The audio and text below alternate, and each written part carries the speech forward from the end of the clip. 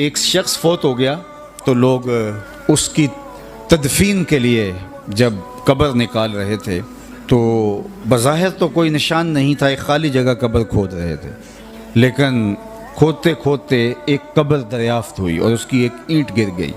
तो लोगों ने देखा कि जो बेनिशान कब्र थी उसकी जब ईंट गिरी तो अंदर से खुशबू आ रही है और ताज़ा गुलाबों का माहौल अंदर है जो माहौल को मुश्कबार किए हुए है। एक ईंट तो गिरी थी तो उन्होंने दूसरी ईंट खुद खींच दी तो देखा कि साहिब कब्र का कफन भी मैला नहीं हुआ। शौक और जुस्तजू की चिंगारियाँ मज़ीद रोशन हुई तो उन्होंने चाहा कि हम मालूम करें कि ये शख्स कौन है और इसका अमल क्या था कि मरने के बाद भी इसका कफन भी मैला नहीं हुआ, जबकि कब्र का ऊपर से निशान तक मिट चुका है। न जाने कितनी पुरानी कब्र है।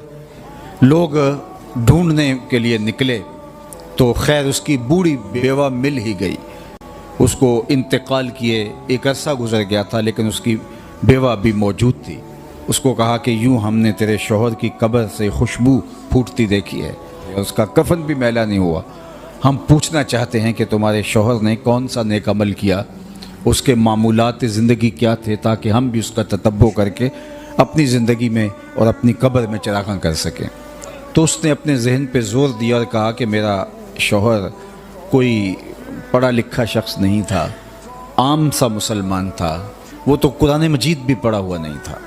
लेकिन एक बात मुझे याद आई कि फ़जर की नमाज के लिए जब वो मस्जिद में जाता और नमाज के बाद नमाजी कुरान खोल के बैठ जाते तो इससे बहुत तकलीफ़ होती कि काश मैं भी कुरान पढ़ा होता तो मैं भी कुरान खोल के बैठता, कुरान पढ़ता, तो ये बोझल कदमों से वापस घर आ जाता और ताक पे रखे हुए कुरान मजीद को उठाता, उसको खोलता और चूमता और एक एक सतर पे उंगली रख के कहता, मालिक मुझे नहीं पता ये क्या लिखा है, जो लिखा है सच लिखा है।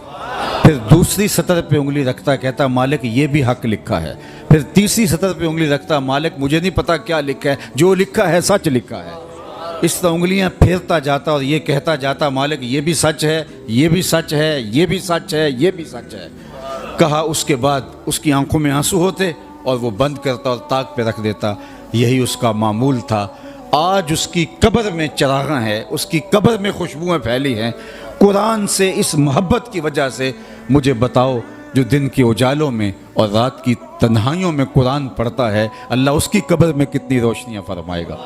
अल्लाह अकबर। ये किताब हमारी ज़िंदगी में अगर आ जाए और हम इस किताब के मुताबिक अपनी ज़िंदगी को ढाल लें तो कोई वजह नहीं है कि हम दुनिया की गालिब कौम ना बन सके।